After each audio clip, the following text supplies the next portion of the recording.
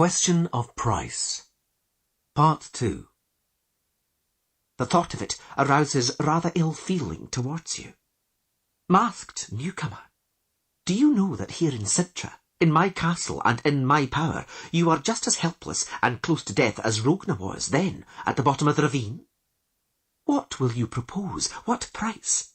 What reward will you offer, if I promise you will leave here alive? The medallion on Geralt's neck twitched. The Witcher caught Mousesack's clearly uneasy gaze. He shook his head a little and raised his eyebrows questioningly. The Druid also shook his head and, with a barely perceptible move of his curly beard, indicated Erkion. Geralt wasn't sure. "Your words, your Majesty," called Erkion, "are calculated to frighten me, to kindle the anger of the honourable gentlemen gathered here, and the contempt of your pretty daughter, Pavetta. But above all, your words are untrue, and you know it. You accuse me of lying like a dog?" An ugly grimace crept across Calanthe's lips. "You know very well, your Majesty," the newcomer continued adamantly, "what happened then in Erlenwald. You know ROEGNER, once saved, vowed of his own will to give me whatever I asked for. I call upon everyone to witness my words. When the king, rescued from his misadventure, reached his retinue, he asked me what I demanded, and I answered. I asked him to promise me whatever he had left at home without knowing or expecting it. The king swore it would be so, and on his return to the castle he found you, Calanthe, in labour. Yes, your Majesty, I waited for 15 years, and the interest on my reward has grown. Today I look at the beautiful Pavetta and see that the wait has been worth it. Gentlemen and knights, some of you have come to CINTRA to ask for the princess's hand. You have come in vain. From the day of her birth, by the power of the royal oath, the beautiful Pavetta has belonged to me." An uproar burst forth among the guests. Some shouted, someone swore, someone else thumped his fist on the table and knocked the dishes over. Wildhill of Strept pulled a knife out of the roast lamb and waved it about. Crach and Crate, bent over, was clearly trying to break a plank from the table trestle. "That's unheard of!" yelled Vesemir. "What proof do you have? Proof!" "The Queen's face," exclaimed Erkion, extending his hand, "is the best proof." Pavetta sat motionless, not raising her head. The air was growing thick with something very strange. The Witcher's medallion was tearing at its chain under the tunic. He saw the Queen summon a page and whisper a short command. Geralt couldn't hear it, but he was puzzled by the surprise on the boy's face and the fact that the command had to be repeated. The page ran towards the exit. The uproar at the table continued as Aist Tirsach turned to the Queen. "Calanthe," he said calmly, "is what he says true?" "And if it is?" the Queen muttered through her teeth, biting her lips and picking at the green sash on her shoulder. "So what?" "If what he says is true," Aist frowned, "then the promise will have to be kept." "Is that so?" "Or am I to understand," the islander asked grimly, "that you treat all promises this lightly, including those which have etched themselves so deeply in my memory?" Geralt, who had never expected to see Calanthe blush deeply with tears in her eyes and trembling lips, was surprised. "Aist," whispered the Queen, "this is different." "Is it, really?" "Oh, you son of a bitch!" Crach and Crate yelled unexpectedly, jumping up. "The last fool who said I'd acted in vain was pinched apart by crabs at the bottom of Alan Bay. I didn't sail here from Skalika to return empty-handed. A suitor has turned up, some son of a trollop. Someone bring me a sword and give that idiot some iron. We'll soon see who—" "Maybe you could just shut up, Crach," Aist snapped scathingly, resting both fists on the table. "Draigbondu, I render you responsible for his future behaviour." "And are you going to silence me too, Tirsach?" shouted Rainfawn of Atre, standing up. Who is going to stop me from washing the insult thrown at my prince away with blood? And his son, Windhelm, the only man worthy of Pavetta's hand and bed. Bring the swords.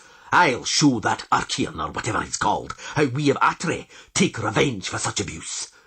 I wonder whether anybody or anything could hold me back. Yes, regard for good manners, said Eist Tirsach calmly.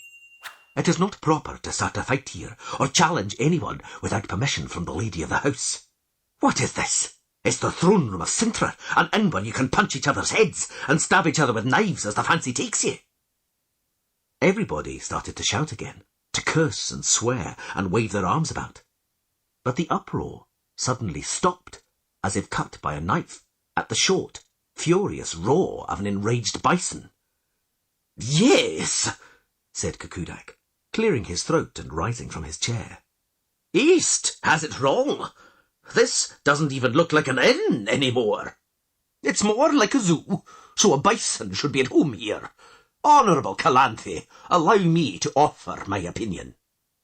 A great many people, I see, said Calanthe in a drawling voice, have an opinion on this problem, and are offering it even without my permission. Strange that you aren't interested in mine. And in my opinion, this bloody castle will sooner collapse on my head than I give my Pavetta to this crank. I haven't the least intention— ROEGNER's oath, Erkion began, but the Queen silenced him, banging her golden goblet on the table. ROEGNER's oath means about as much to me as last year's snows. And as for you, Erkion, I haven't decided whether to allow Krach or Rainfan to meet you outside or to simply hang you. You're greatly influencing my decision with your interruption. Geralt, still disturbed by the way his medallion was quivering, looked around the hall. Suddenly, he saw Pavetta's eyes, emerald green like her mother's. The princess was no longer hiding them beneath her long lashes. She swept them from Mousesack to the Witcher, ignoring the others. Mousesack, bent over, was wriggling and muttering something. Kukudak, still standing, cleared his throat meaningfully. Speak, the Queen nodded. But be brief. As you command, your Majesty. Noble Calanthe, and you, knights. Indeed, Archeon of Erlenwald made a strange request of King ROEGNER, a strange reward to demand when the king offered him his wish. But let us not pretend we've never heard of such requests, of the lore of surprise, as old as humanity itself, of the price a man who saves another can demand, of the granting of a seemingly impossible wish. You will give me the first thing that comes to greet you. It might be a dog, you'll say, a halberdier at the gate, even a mother-in-law, impatient to holler at her son-in-law when he returns home. Or you'll give me what you find at home, yet don't expect. After a long journey, honourable gentleman, and an unexpected return, this could be a lover in the wife's bed. But sometimes it's a child marked out by destiny. Briefly, Kukudak, Calanthe frowned. As you command. Sars, have you not heard of children marked out by destiny? Was not the legendary hero Zatrit Varuter given to the dwarves as a child because he was the first person his father met on his return? And Mad Day, who demanded a traveller give him what he left at home without knowing it? That surprise was the famous Supri, who later liberated Mad Day from the curse which weighed him down. Remember Zivelina, who became the Queen of Metina with the help of the gnome Rumpelstilt, and in return promised her her firstborn. Zivelina didn't keep her promise when Rumpelstilt came for his reward, and by using spells she forced him to run away. Not long after that, both she and the child died of the plague.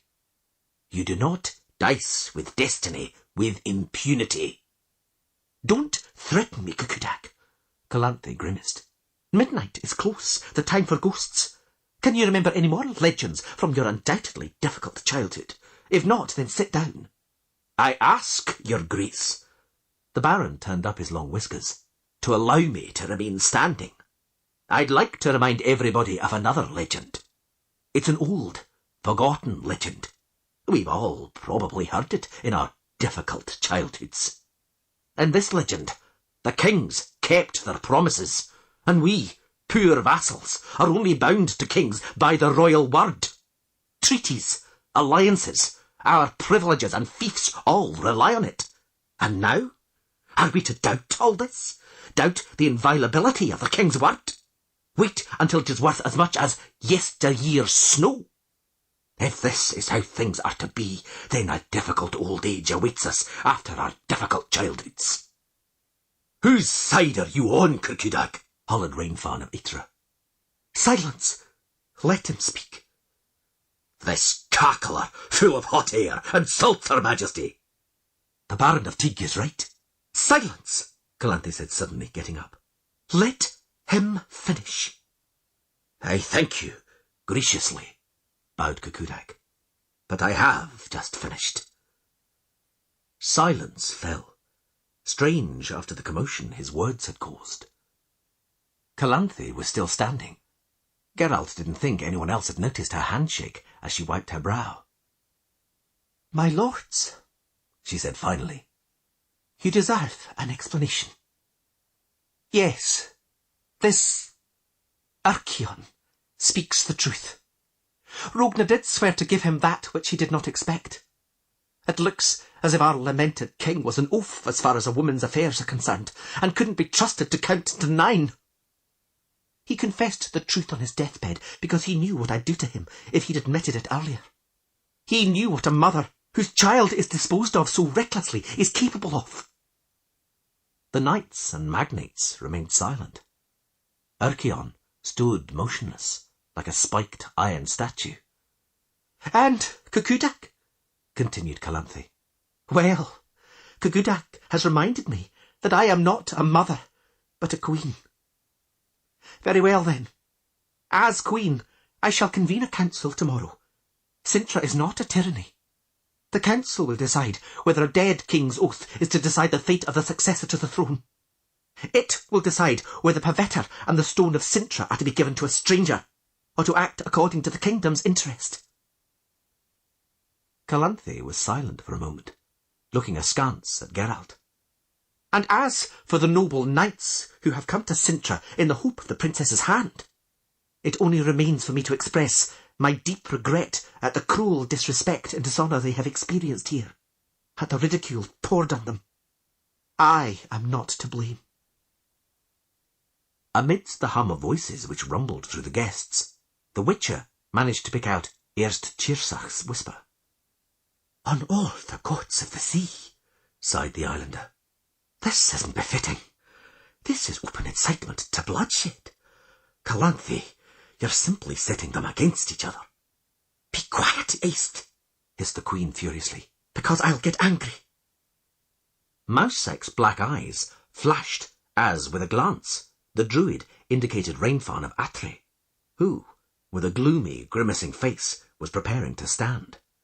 Geralt reacted immediately, standing up first and banging the chair noisily. "Maybe it will prove unnecessary to convene the council," he said in ringing tones. Everyone grew silent, watching him with astonishment. Geralt felt Pavetter's emerald eyes on him. He felt Archaon's gaze fall on him from behind the lattice of his black visor. And he felt the force surging like a flood wave and solidifying in the air. He saw how, under the influence of this force, the smoke from the torches and oil lamps was taking on fantastic forms. He knew that Mousesack saw it too. He also knew that nobody else saw it. "I said," he repeated calmly, "that convening the council may not prove necessary. You understand what I have in mind, Archaon of Erlenwald." The spiked knight took 2 grating steps forward. "I do," he said, his words hollow beneath his helmet. "It would take a fool not to understand. I heard what the merciful and noble Lady Calanthe said a moment ago. She has found an excellent way of getting rid of me. I accept your challenge, knight unknown to me." "I don't recall challenging you," said Geralt. "I don't intend to duel you, Archaon of Erlenwald." "Geralt," called Calanthe, twisting her lips and forgetting to call the Witcher Ravix. "Don't overdo it. Don't put my patience to the test." "Or mine," added Rainfawn ominously. Crach and Crete growled, and Aist Chirsach meaningfully showed him a clenched fist. Crach growled even louder. "Everyone heard," spoke Geralt. "Baron Tig tell us about the famous heroes taken from their parents on the strength of the same oath that Ercion received from King ROEGNER. But why should anyone want such an oath? You know the answer, Ercion of Erlenwald. It creates a powerful, indissoluble tie of destiny between the person demanding the oath and its object, the child's surprise. Such a child, marked by blind fate, can be destined for extraordinary things. It can play an incredibly important role in the life of the person to whom fate has tied it. That is why, Ercion, you demanded the prize you claim today. You don't want the throne of CINTRA. You want the princess." "It is exactly as you say, knight unknown to me." Ercion laughed out loud. "That is exactly what I claim. Give me the one who is my destiny."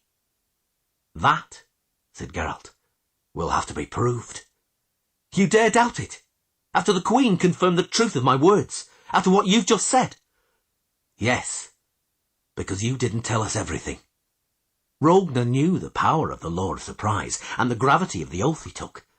And he took it because he knew law and custom have a power which protects such oaths, ensuring they are only fulfilled when the force of destiny confirms them.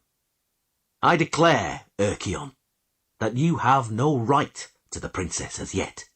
You will win her only when... When what? When the princess herself agrees to leave with you. This is what the Law of Surprise states. It is the child's, not the parent's consent which confirms the oath, which proves that the child was born under the shadow of destiny. That's why you returned after 15 years, Ercion, and that's the condition King ROEGNER stipulated in his oath. Who are you?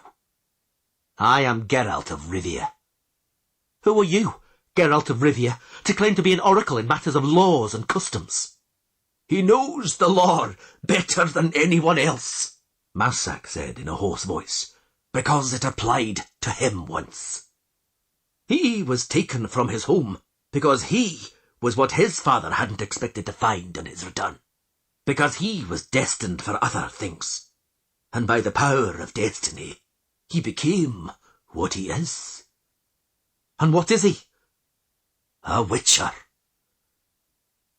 In the silence that reigned, the guardhouse bell struck, announcing midnight in a dull tone. Everyone shuddered and raised their heads. Mousesack watched Geralt with surprise, but it was Ercion who flinched most noticeably and moved uneasily. His hands, clad in their armour gauntlets, fell to his sides lifelessly, and the spiked helmet swayed unsteadily. The strange, unknown force suddenly grew thicker, filling the hall like a grey mist. "It's true," said Calanthe. "Geralt, present here, is a witcher. His trade is worthy of respect and esteem. He has sacrificed himself to protect us from monsters and nightmares born in the night, those sent by powers ominous and harmful to man. He kills the horrors and monsters that await us in the forests and ravines, and those which have the audacity to enter our dwellings." Ercion was silent. "And so," continued the Queen, raising her ringed hand, "let the law be fulfilled. Let the oath which you, Ercion of Erlenwald, insist should be satisfied, be satisfied. Midnight has struck. Your vow no longer binds you. Lift your visor before my daughter expresses her will, before she decides her destiny.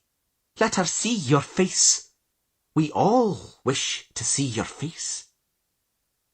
Ercion of Erlenwald slowly raised his armoured hand, pulled at the helmet's fastenings, grabbed it by the iron horn, and threw it against the floor with a crash. Someone shouted, someone swore, someone sucked in their breath with a whistle. On the Queen's face appeared a wicked, very wicked smile, a cruel smile of triumph. Above the wide, semicircular breastplate, two bulbous black button eyes looked out, eyes set to either side of a blunt, elongated muzzle covered in reddish bristles and full of sharp white fangs. Erchion's head and neck bristled with a brush of short grey twitching prickles. "This is how I look," spoke the creature, "which you well knew, Calanthe. ROEGNER, in telling you of his oath, wouldn't have omitted describing me. Erchion of Erlenwald, to whom, despite my appearance, ROEGNER swore his oath. You prepared well for my arrival, Queen. Your own vassals have pointed out your haughty and contemptuous refusal to keep ROEGNER's word. When your attempt to set the other suitors on me didn't succeed, you still had a killer witcher in reserve, ready at your right hand. And finally, common, low deceit. You wanted to humiliate me, Calanthe.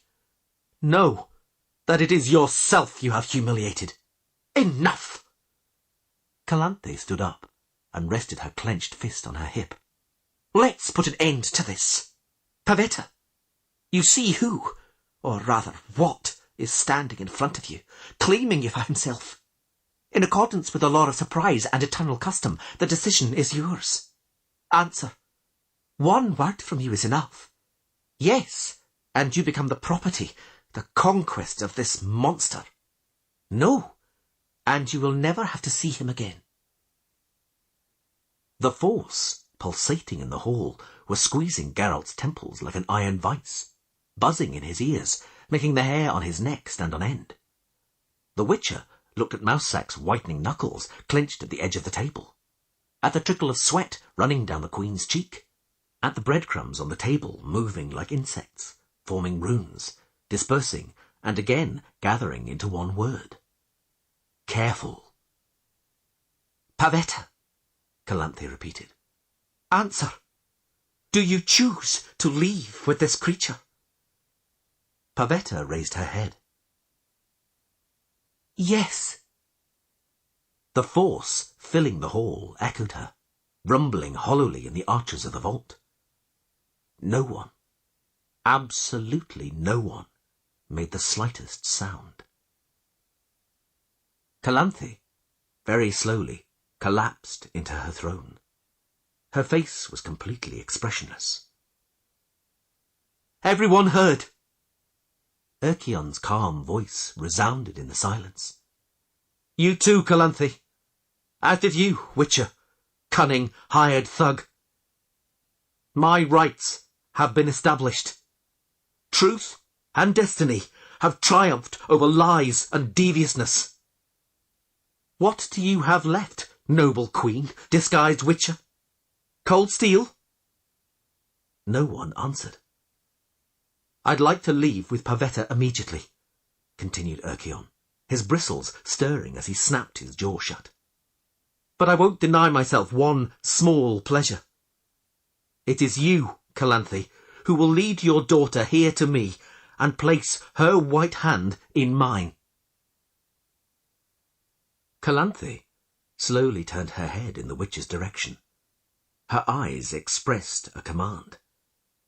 Geralt didn't move, sensing that the force condensing in the air was concentrated on him, only on him. Now he understood.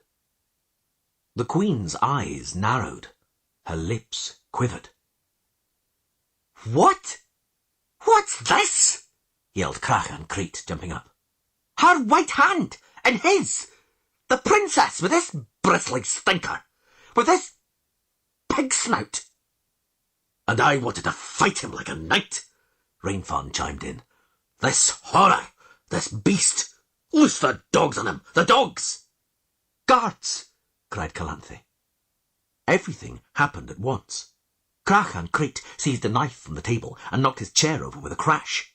Obeying Aist's command, Drig Bondu, without a thought, whacked the back of his head with his bagpipes as hard as he could. Krach dropped onto the table between a sturgeon in grey sauce and the few remaining arched ribs of a roast boar. Rainfawn leapt towards Erchion, flashing a dagger drawn from his sleeve. Kukudak, springing up, kicked a stool under his feet, which Rainfawn jumped agilely. But a moment's delay was enough. Erchion deceived him with a short feint, and forced him to his knees with a mighty blow from his armoured fist. Kukudak fell to snatch the dagger from Rainfawn, but was stopped by Prince Windhelm, who clung to his thigh like a bloodhound. Guards, armed with guisarmes and lances, ran in from the entrance. Calanthe, upright and threatening, with an authoritative abrupt gesture, indicated Urkion to them. Pavetta started to shout, East Tirsach to curse. Everyone jumped up, not quite knowing what to do. "Kill him!" shouted the queen. Urkion, huffing angrily and baring his fangs, turned to face the attacking guards. He was unarmed, but clad in spiked steel, from which the points of the guisarme bounced with a clang. But the blows knocked him back, straight into Rainfarn, who was just getting up, and immobilized him by grabbing his legs. Urkion let out a roar, and with his iron elbow guards, deflected the blades aimed at his head. Rainfarn jabbed him with his dagger, but the blade slid off the breastplate. The guards, crossing their spear shafts, pinned him to the sculpted chimney. Rainfarn, who was hanging onto his belt, found a chink in the armour, and dug the dagger into it. Urkion curled up. "Dooney!" Pavetta shrilled, as she jumped onto the chair. The Witcher, sword in hand, sprang onto the table and ran towards the fighting men, knocking plates, dishes and goblets all over the place. He knew there wasn't much time. Pavetta's cries were sounding more and more unnatural. Rainfarn was raising his dagger to stab again. Geralt cut, springing from the table into a crouch. Rainfarn wailed and staggered to the wall. The Witcher spun, and with the centre of his blade slashed a guard who was trying to dig the sharp tongue of his lance between Urkion's apron and breastplate. The guard tumbled to the ground, losing his helmet. More guards came running in from the entrance. "This is not befitting!" roared East Tirsach, grabbing a chair. He shattered the unwieldy piece of furniture against the floor with great force, and, with what remained in his hand, threw himself at those advancing on Urkion. Urkion, caught by two guisarme hooks at the same time, collapsed with a clang, cried out, and huffed as he was dragged along the floor. A third guard raised his lance to stab down, and Geralt cut him in the temple with the point of his sword. Those dragging Urkion stepped back quickly, throwing down their guisarme, while those approaching from the entrance backed away from the remnants of chair brandished by East like the magic sword Balmur in the hand of the legendaries at Tretovaruta. Pavetta's cries reached a peak and suddenly broke off. Geralt, sensing what was about to happen, fell to the floor, watching for a greenish flash. He felt an excruciating pain in his ears, heard a terrible crash, and a horrifying wail ripped from numerous throats, and then the princess's even, monotonous, and vibrating cry. The table, scattering dishes and food all around, was rising and spinning. Heavy chairs were flying around the hall and shattering against the walls. Tapestries and hangings were flapping, raising clouds of dust. Cries and the dry crack of guisarme shafts, snapping like sticks, came from the entrance. The throne, with Calanthe sitting on it, sprang up and flew across the hall like an arrow, smashing into the wall with a crash and falling apart. The queen slid to the floor like a ragged puppet. East Tirsach, barely on his feet, threw himself towards her, took her in his arms, and sheltered her from the hail, pelting against the walls and floor with his body.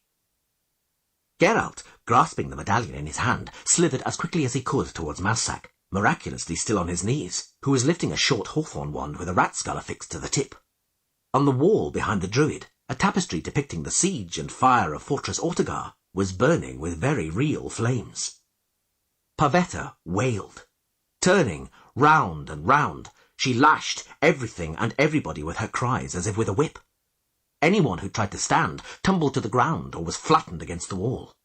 An enormous silver sauceboat in the shape of a many-oared vessel with an upturned bow came whistling through the air in front of Geralt's eyes and knocked down the voivode with a hard-to-remember name just as he was trying to dodge it. Plaster rained down silently as the table rotated beneath the ceiling, with Krach and Krit flattened on it and throwing down vile curses. Geralt crawled to Mousesack, and they hid behind the heap formed by Fodcat of Strept, a barrel of beer, Drogadar, a chair, and Drogadar's lute. "It's pure primordial force!" the druid yelled over the racket and clatter. "She's got no control over it!" "I know!" Geralt yelled back. A roast pheasant with a few striped feathers still stuck in its rump fell from nowhere and thumped him in the back.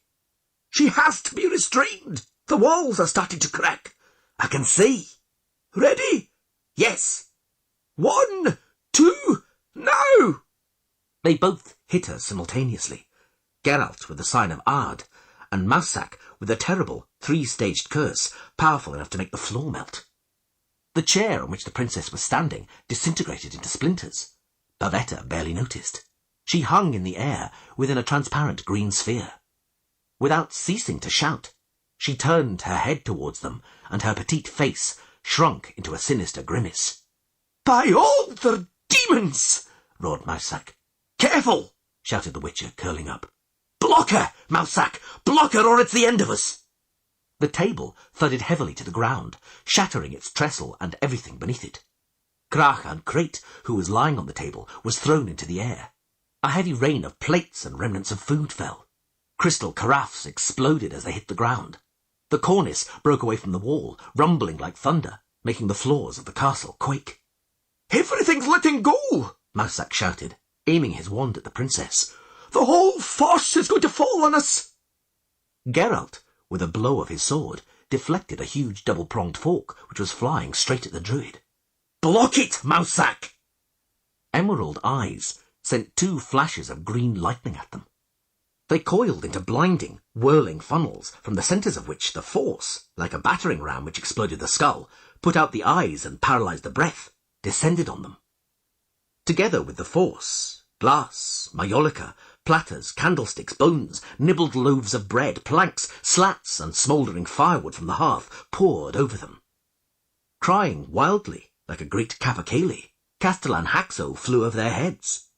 The enormous head of a boiled carp splattered against Geralt's chest on the bare passant sable and damsel of Forehorn. Through Mousesack's wall-shattering curses, through his own shouting and the wailing of the wounded, the din, clatter and racket, through Pavetta's wailing, the Witcher suddenly heard the most terrible sound. Cucudac, on his knees, was strangling Draigbondu's bagpipes with his hands, while, with his head thrown back, he shouted over the monstrous sounds emerging from the bag, wailed and roared, cackled and croaked, bawled and squawked in a cacophony of sounds made by all known, unknown, domestic, wild and mythical animals. Pavetta fell silent, horrified, and looked at the Baron with her mouth agape. The force eased off abruptly. "Now!" yelled Mousesack, waving his wand. "Now, Witcher!" They hit her. The greenish sphere surrounding the princess burst under their blow like a soap bubble, and the vacuum instantly sucked in the force raging through the room. Pavetta flopped heavily to the ground and started to weep. After the pandemonium, a moment's silence rang in their ears.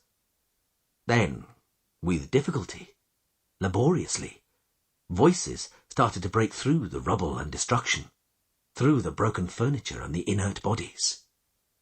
"Chwachobiers, gilbranach malachuch," spat Crach and Crate, spraying blood from his bitten lip.